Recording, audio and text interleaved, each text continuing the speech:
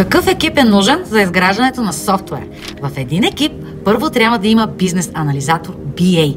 Това е човека, който взима изискванията от клиента и ги описва на разбираем за екипа език, като какви менюта да има сайта, какви цветове и какви да са на цвят бутоните. Второ, имаме дизайнер. Той взима тези изисквания от бизнес аналиста и рисува на компютърна програма как ще изглежда дизайна на сайта. Буквално изработва изображения, на които са показани менютата и бутоните със съответните цветове. След това имаме програмист. Програмиста, спрямо изискванията на бизнес анализатора и дизайнера, пише код, с който изгражда сайта и той става интерактивен и може да се цъка по менютата и бутоните. Четвърто, имаме софтуерен тестер QA, който на база на изискванията от бизнес анализатора, дизайна на дизайнера и кода на програмиста проверява дали софтуера работи правилно.